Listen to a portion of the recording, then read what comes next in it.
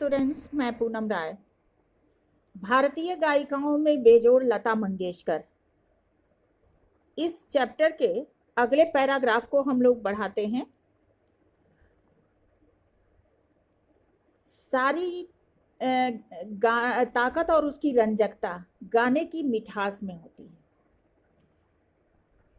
पर रंजकता का मर्म रसिक के समक्ष कैसे प्रस्तुत किया जाए, किस रीति से उसकी बैठक बिठाई जाए और श्रोताओं से कैसे संवाद साधा जाए, इसी में समाविष्ट है कि उसमें मिठास कितनी है। किस मनुष्य का अस्थिपंजर, किसी भी मनुष्य का अस्थिपंजर हो, अस्थिपंजर मतलब हड्डियों का ढांचा जो सामने पड़ा हो, और एक प्रतिभाशाली कलाकार द्वारा उसी मनुष्य का तैल चित्र मतलब हाथों से बनाया गया चित्र हो, तो इन दोनों में जो अंतर होगा वही गायन के शास्त्रीय ज्ञान और उसके स्वरों द्वारा की गई सुसंगत में अभिव्यक्त होता है। कहने का तात्पर्य ये कि प्रतिभाशाली कलाकार जब कोई चित्र बनाता है तो यद्यपि उसमें हर चीज बना देता है, लेकिन फिर भी कुछ सस्पेंस रह जाता है। ठीक इसी प्रकार शास्त्रीय संगीत का ज्ञान है, उसे स्वरों के द्वारा जब तक सजाया नहीं जाता है तब तक शास्त्रीय ज्ञान अधूरा होता है। संगीत के क्षेत्र में लता का स्थान अव्वल दर्जे के खानदानी गायक के समान ही मानना पड़ेगा। अव्वल मतलब प्रथम। अब शास्त्रीय गायकों का पूछना है कि क्या लता 3 घंटे की महफिल जमा सकती हैं? ऐसा संशय व्यक्त करने वालों से लेखक का कहना है कि क्या कोई पहली श्रेणी का गायक 3 मिनट की अवधि में चित्रपट का गाना इतनी कुशलता और रसोत्कटता के साथ गा सकेगा जितनी कुशलता से लता गाती हैं? तो वास्तव में इसका उत्तर यही होगा कि नहीं, ये काम सिर्फ लता जी के ही बस का है।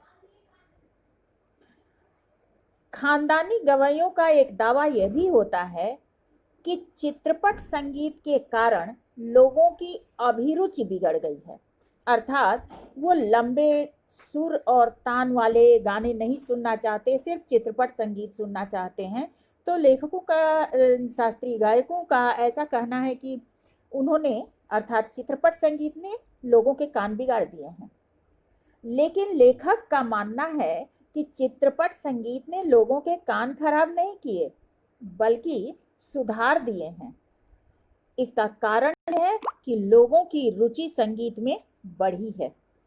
अब इसमें जो प्रमुख बिंदु दिखाई दे रहे हैं तो वो यही दिखाई दे रहे हैं कि चित्रपट संगीत ने लोगों के कान खराब कर दिए। इसका औचित्य क्या है और क्या इससे सहमत हुआ जा सकता है?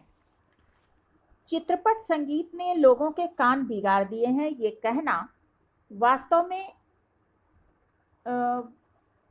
शास्त्रीय गायक लता की तुलना में पिछड़ गए हैं, इसलिए वे ऐसा कहते हैं। ये कहना उचित नहीं है।